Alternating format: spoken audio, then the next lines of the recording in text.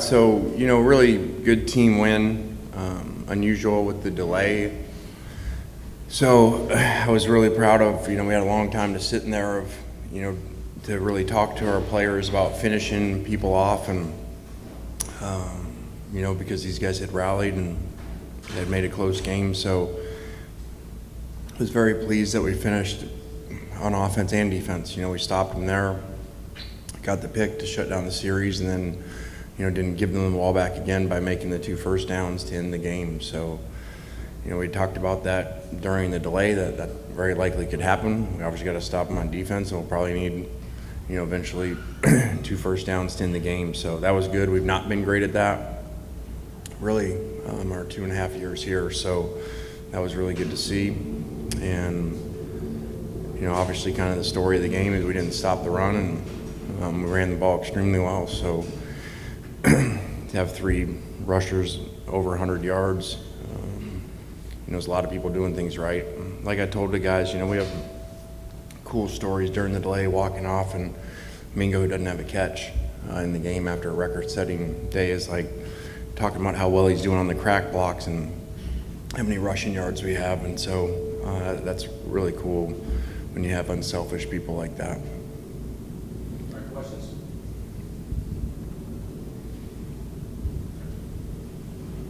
Lane, now, just based on kind of eye test, what was kind of your level of concern about defense coming out of this one? Auburn scoring 34, I believe that's 14 more than their average. Yeah, obviously that was not up to our standards, no matter who's in there. Unfortunately, our best player tried to go. Arguably our best player from an impact standpoint in Cedric, and wasn't able to play at all.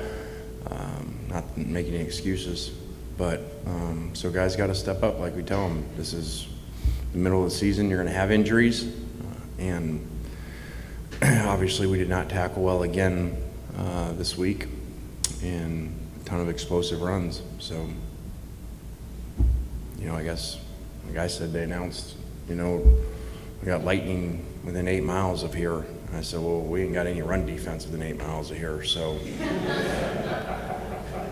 I was like, maybe we'll have 30 minutes to go figure it out.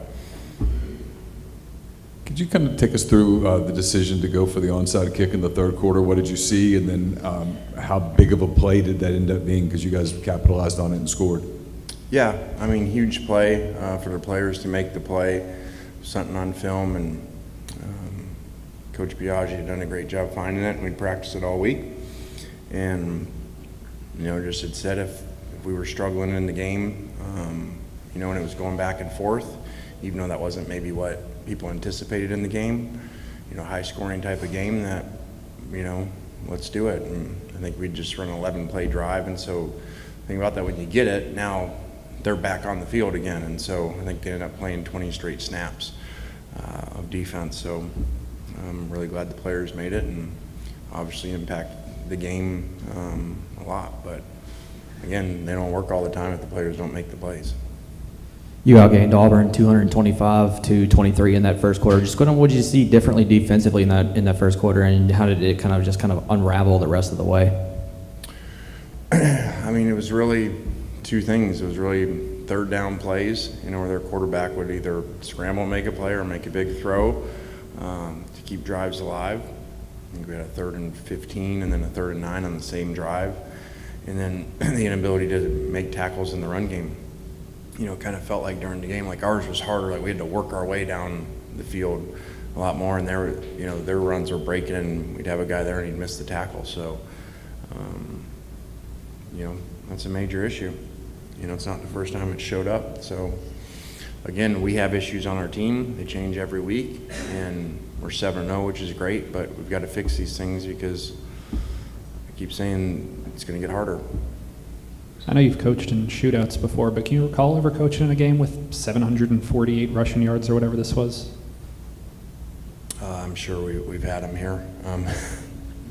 Our first year, it felt like every game was like that. So I did have that feeling again, kind of like the South Carolina one here. But I just kept saying, hey, we got to score and keep the lead. And, keep playing until we make a play on defense, which we did. Dayton Wade had a really nice day running the ball and receiving you guys' first touchdown. What did you kind of see from him leading into this game that kind of made you comfortable? I mean, he's been hurt some, and so he's always made plays in practice, and the few times he's gotten in there, even though when the balls have gone to him, he's done a great job, does a good job as a returner. So, we always say we're a lot better when we can rotate guys in and, not wear our receivers out. And so he stepped up, much like Jordan Watkins has earlier in the year, and made plays. So Jalen Robinson was out again, and so guys stepped up. Obviously, Dart as a run threat was heavy in the game plan today. Just what have you seen in the confidence-wise of him being able to kind of take that part of his game and elevate it? Yeah, really good job by him, and he actually wasn't 100% coming into the game, so he really toughed through some things and, ran really well. And again, tight ends and receivers, perimeter blocked really well, in a lot of those crack and different types of schemes that got the ball on the perimeter, because I just felt those guys have always played well in between the tackles, and we need to get the ball on the edge and get around them. Kind of going off Nick's question, when was the last time you were part of an offense that had 3 100-yard rushers? Can you recall? I don't remember that.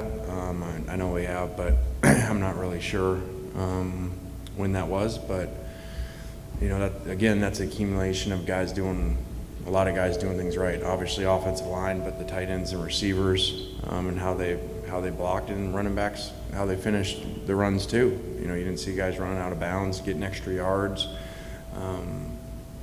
And I think Georgia Tech, we're up near 69 carries, so that doesn't happen very often, especially in an SEC game. So you got to do whatever it takes to get to 1-0, and that was running the ball today. I know a lot of people connect your name with the passing game and all of that kind of thing, yet your teams have always been able to run the ball. Is that on a day like today when maybe the pass wasn't as available, being able to run like that, is that something that you're really proud of in terms of your reputation and that kind of thing? I mean, I don't care about the reputation. I just like it better as a feeling, and so we've had this conversation often. I don't know why it's always that way about where, I'm associated with throwing the ball, but, that was awesome to see today. And, the other way is fun, but, this is more demoralizing, to a team when you're able to, continue to run the ball like that. And you saw a lot of guys go down for them, and, we're able to wear them down. And right before the lightning delay, Q's run, finally broke. So it was good. Were you going for a handstand after the onside kick, or was that just kind of spontaneous, what you did there with the celebration? I don't know. I was trying not to be up there and pay attention, because I always think the other coach is going to look and go, if he's talking to special teams, maybe they're doing something. So I was actually pretending I was talking to the defense down there about the next series. I probably overthink things. So I kind of didn't. I actually watched the screen, so I wasn't watching the kick.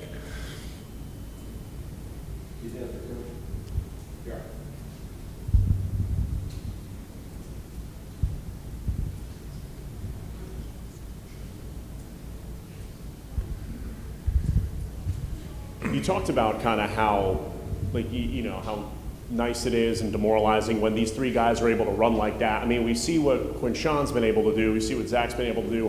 One time we were talking to Jackson when he talked about running, and he said, I'm a football player first and then a quarterback, and then those three guys were just under 400 yards. How can you kind of assess those three guys' toughness in this offense, and what does that kind of combination and culmination mean to it?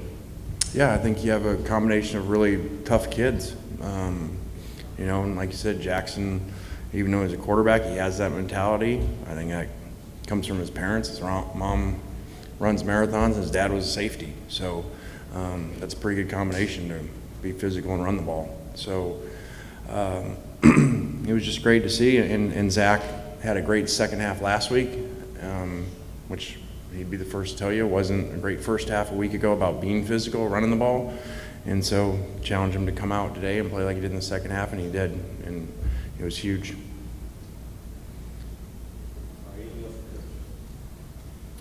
All right, guys, thanks.